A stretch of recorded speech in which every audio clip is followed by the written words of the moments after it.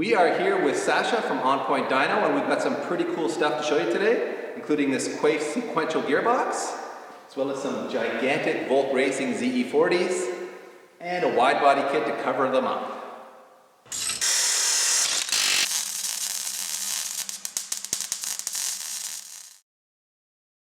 Sasha, let's start with these giant Volk ZE40s. What's that all about?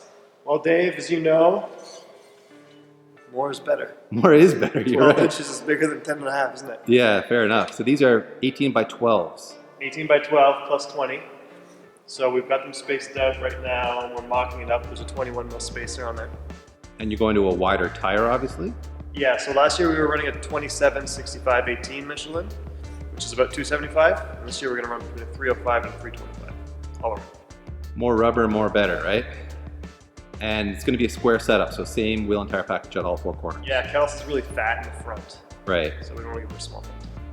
Fair enough. And you've obviously got some big fenders and some custom work going on to make these Yeah, fit. so these are Rocket Buddy fenders that Reddy sells. And we basically just riveted them on. They kind of wrapped around this Nismo side skirt, which doesn't look great, but the factory side skirt is too high. Right. And if you notice, they're really high up at the top. Yeah. So the car's going to look like it's got a really big wheel well gap now. Yeah. But we're going to try and run a taller front tire to make up for that and lower the car a little bit and see if that works. And you are making a kind of an extension here at the front. Yeah, so what the stance kids do is they just cut the bumper off at the front. Right. And obviously when you're doing real things with cars, like going fast, you want to divert the air around the tire as opposed to smashing right into it and going into the wheel well and creating lift and drag. So we're trying to go straight down from the over so that all of the air is going to get deflected off. There'll be a little carbon splitter on the side as well. Yep. So it runs down the side of the car. And there'll obviously be a giant front splitter on there like people saw. Yes, so our splitter used to end here. This year it's going to be extended by 3 inches on each side. So okay. It's going to be 6 inches wider. And you'll have a vertical end on those too. There'll be a little vertical fence there. Right. Maybe put some nice little steps in it like the Corvette has, so we look cool. Fenders here that are done by a private shop in California. They fit okay. They're going to need some work to blend them in. Yeah. The reason we went with these rather than the Rocket Buddy ones is the Rocket Buddy ones only go up halfway up the quarter, and they have like a really unnatural, aggressive, kind of almost like a flat angle coming out. Right, not good for aero. So these quarters kind of flow more, they follow the line of the car. Right. So we're going to trim this up so it matches the front. Yep. Pull the side skirts out here like this so that we just kind of got more of a natural look. Yep. And you'll put like a side splitter as well. And then there'll be a side fence that comes down here and it'll match the under fence. Right. And that'll divert air around the tire. Beauty. And maybe if we get fancy, we'll put a little bit of a dive plane or two behind you. Ooh. And are you going to vent the rears, or is that not as important as venting the front? So once the tire's on, this will all be open. Yep. So yeah, I mean, definitely we could put some venting in the bumper here. But food for thought. Food for thought. Yeah, I'm not an expert on that. Well, what do you say we move on to that sexy Quaife gearbox? Yeah, let's do it. All right, boys, what do you say we mock up this bell housing? So we've got our Quaife bell housing here with the adapter for the 69G. Pop this in place here.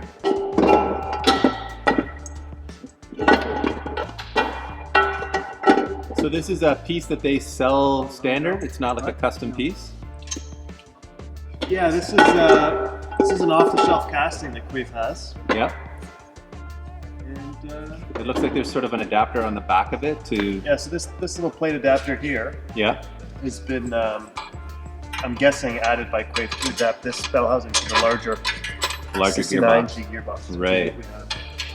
So it's actually a really nicely cast bell housing. Yeah, it's very smooth. It looks like it's really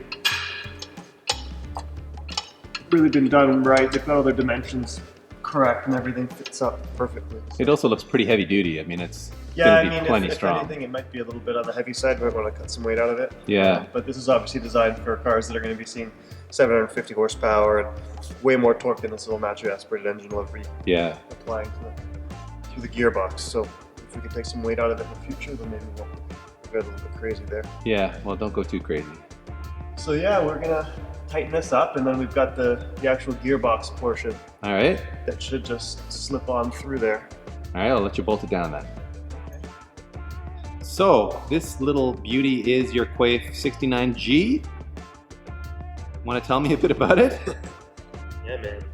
It's so compact. So this gearbox is rated for 750 horsepower. It's got 6 forward gears, straight cut. It's available with helical gears as well for even road group cars. It comes with a gear position sensor, which we'll use for closed loop gear cut. It even comes with a little seal from Quaife, so they know if you've taken it apart and messed with it. Really? It's very clever. It's something we usually see in professional racing. Yeah. It has a little oil pump on the back. Okay. Quaife sends you the gears, so right now the oil pump's not being used. But once we decide we want an oil cooler, we'll install the gears and connect an oil cooler to that. Wow, that's slick. So yeah, so it gives you the option. You don't necessarily have to run the oil cooler.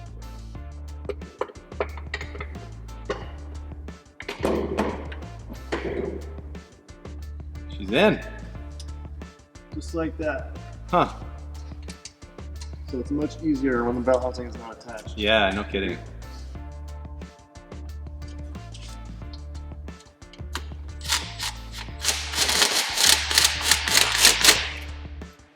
Now it's not going to fall on us. And in general, it seems like it's a very compact gearbox, doesn't it?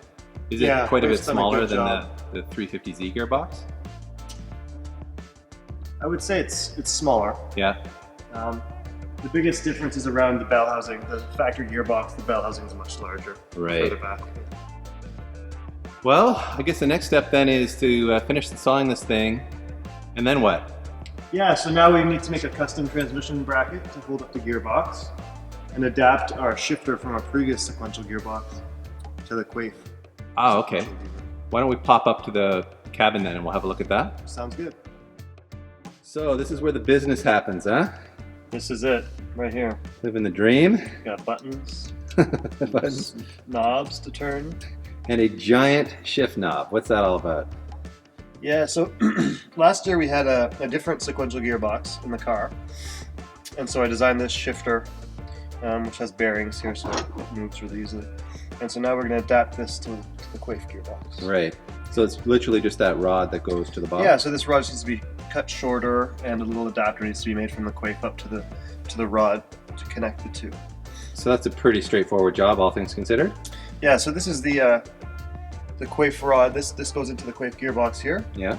So we'll just need to make an adapter that comes up a little bit here and has some kind of rod end that connects to the carbon. And are you going to put a display in to show you what gear you're in, or are you just going to do it by ear?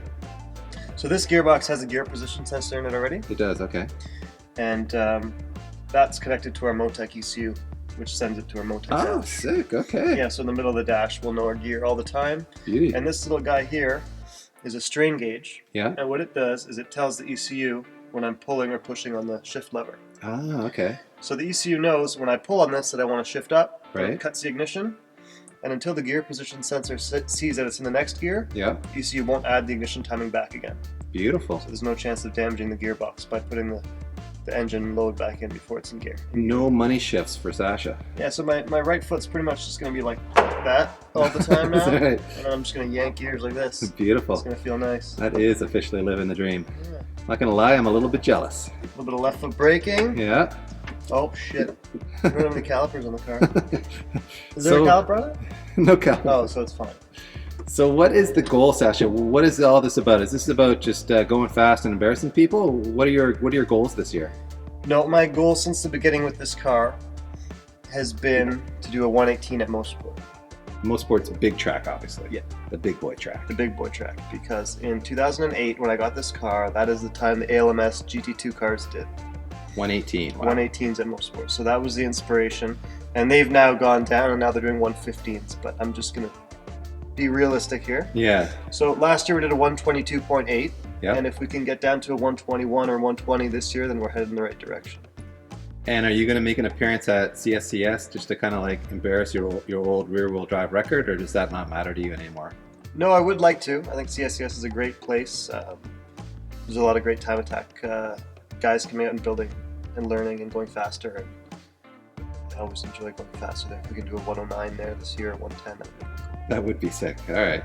We will be there with our cameras. Sounds good. All right, man. Thanks for your time. Thanks for coming to see this thing. Next time we see this, maybe we'll be at the racetrack, eh? Yeah, we'll be testing this gearbox. We may even do a little back-to-back with the OEM gearbox to see just how much faster this gearbox Oh man, that's a cool idea. Yeah. Sign us up. Okay, let's do it. Okay. Alright. Pull up the jeans. Alright, jump off that. Alright, they're all there. Okay. Ready to party? Ready. Alright.